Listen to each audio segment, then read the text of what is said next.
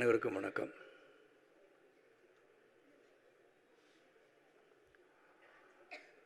இப்படி ஒரு நிகழ்வு, இந்த நிகழ்ச்சி நினைவேந்தல் நம் வாழ்நாளில் நாம் கலந்து கொள்வோம் என்று நினைத்து பார்க்காத ஒரு தருணம் என்று தான் சொல்ல வேண்டும்.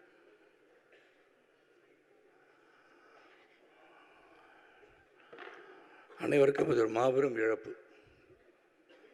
தமிழ் திரையுலகம் மட்டுமல்ல, தமிழ் சமுதாயத்தின் இழப்பு என்று தான் நான் சொல்வேன். 1990ஆம் ஆண்டு புரட்சி கலைஞர் கேப்டன் விஜயகாந்தை நான் சந்தித்தேன். அது ஏற்கனவே சொல்லிட்டேன். இருந்தாலும் அவரை பற்றி இங்கே என்னுடைய முன்னோடிகள், அவருடன் பழகியவர்கள் இங்கே இருக்கிறார்கள். ராதா ரவி, சந்திரசேகர், தியாகு, பலர் இருக்காங்க. அவரை பற்றி நிறையா தெரியும். 1990ஆம் ஆண்டு ஒரு மிகப்பெரிய ஒரு சரிவை நான் சந்தித்திருந்த போது எங்கள் அன்பு அண்ணன் சோத்ராஜ் உட்கார்ந்துருக்காங்க. என்னை விஜயகாந்த் அவர்களிடம் அழைத்து சென்றார்கள். அவர் புலனவிசாரணை படம் எடுத்துகிட்டு இருந்தாங்க. போனோன்னே செல்வமணி தான் அந்த படம் இயக்குனர். ராவுத்தர் இருந்தாங்க. கதை பேசிகிட்டு இருந்தாங்க. ஒரு வில்லனை தேடிட்டு இருந்தாங்க. வாழ்க்கையில் அனைவரும் கதாநாயகனாக இருக்க வேண்டும் என்றிருந்தாலும் வில்லனாக வந்து பிறகு கதாநாயகம் ஆகின்ற பல வாய்ப்புகள் இங்கே பலருக்கும் உண்டு. அந்த விதத்தில் அங்கே போனேன். செல்வமணி, ராவுத்தர் இவங்கெல்லாம் ஏதோ பேசிகிட்டு இருந்தாங்க. விஜயகாந்த் சாரை பார்த்தேன். டைரக்டரை பார்த்துருங்கன்னு சொன்னார். பேசிகிட்டு இருக்கும்போது அவங்களாம் பேசிகிட்டு இருக்கிறது காதுபடன்னு கேட்கும்போது, இவர் மீசை எடுத்தால் எப்படி இருப்பார் அப்படின்னு கேட்டாங்க. அவர் 2 நிமிஷம் வெளியே போய் ரோஹினி லாட்ஜுக்கு போனேன். மீசை எடுத்துட்டு இப்படி தான் இருப்பேன்னு சொன்னேன். அந்த மீசை எடுத்த நாளில் சந்தித்தேன். மீசை எடுத்த பிறகு அவரை சந்திக்க வேண்டிய சூழல் எனக்கு வந்துடுச்சு. அது நினச்சி தான் சைக்கிள் ஆஃப் லைஃப். அங்கே ஒரு அறிமுகம், அவரை சந்திக்கின்ற வாய்ப்பு. இன்று அதே முகத்தோடு நான் வந்து பார்க்கும்போது இந்த முகத்தை என்னால் பார்க்க முடியவில்லை. நான் வெளிநாட்டில் இருந்தேன். வர இயலாத ஒரு தூரம். வந்த பிறகு அவருக்கு மரியாதை தான் செலுத்த முடிந்தது. அவருடன் அந்த அமைதி ஊர்வலத்தில் கலந்து கொள்ள முடியவில்லை என்ற வருத்தம் எனக்குள் இருக்கிறது. ஆனால் நடிகர் சங்கம் என்று இந்த நினைவேந்தல் மூலமாக இந்த மாமனிதர், நல்ல ஒரு உள்ளம் படைத்த, வள்ளல் குணம் படைத்த என் அன்பு சகோதரர் விஜயகாந்த் அவர்களுக்கு நினைவேந்தல் நிகழ்ச்சி நடத்தி கொண்டிருக்கிறார்கள். எல்லார் மனசுலையும் ஒரு புழுக்கம் இருக்கும். என்றால் என்னை பொறுத்த வரைக்கும் அப்படி இழந்துவிட்ட சூழ்நிலையிலும் நாம் இன்று சில விஷயத்தை நம்ம கொண்டாடணும். எதை கொண்டாடணும்னா அவருடைய குணம், பழகுகின்ற விதம், வள்ளல் குணம், அவரிடம் கற்றுக்கொள்ள வேண்டிய பாடங்கள் ஏராளம் ஏராளம் என்று தான் சொல்ல வேண்டும். எனக்கு ஒரு இதை நாசர் அவர்கள் சொல்லும்போது 3 நிமிஷத்தில் பேசியிருக்கேன்னு சொன்னார். 3 நிமிஷத்தில் பேசுகிறது கிடையாது. 3 ஜென்ரேஷன் பேசலாம் அவரை பற்றி. ஏன்னா உள்ளத்தின் அடித்தளத்திலிருந்து ஒரு சில அவருடைய பழகிய நாட்களை நினைவு கூறுகின்றது தான் இந்த நினைவேந்தல். நான் புலனவிசாரணை படத்தை நடிச்சிட்டு இருக்கும்போது செல்வமணி இருக்காங்க.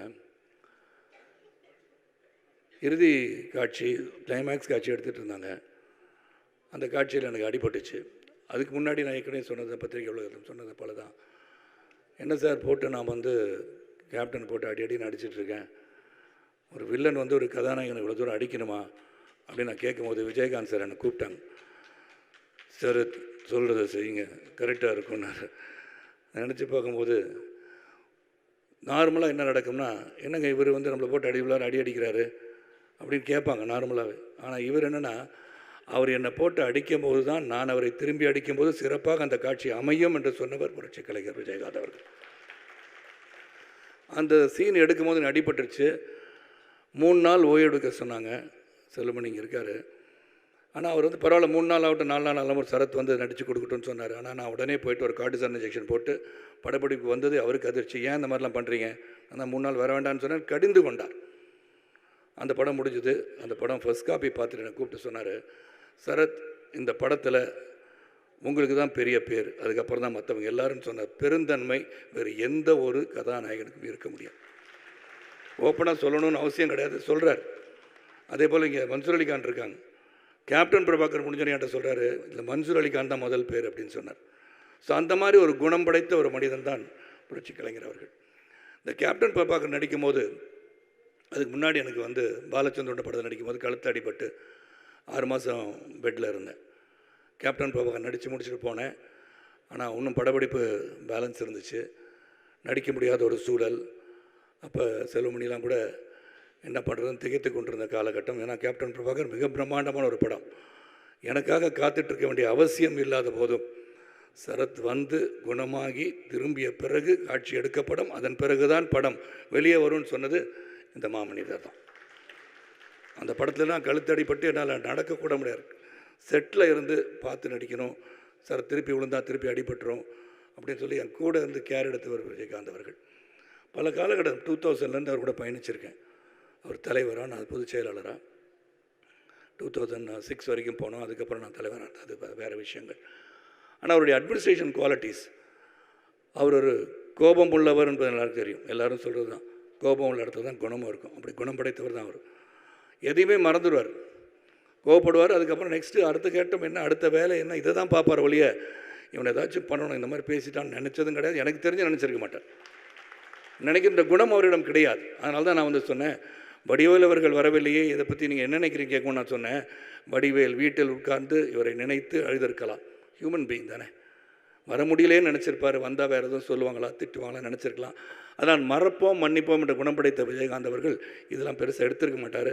ஆனால் வடிவேல் அவர்கள் நிச்சயமாக அழுதிருப்பான்னு தான் நான் சொன்னேன்.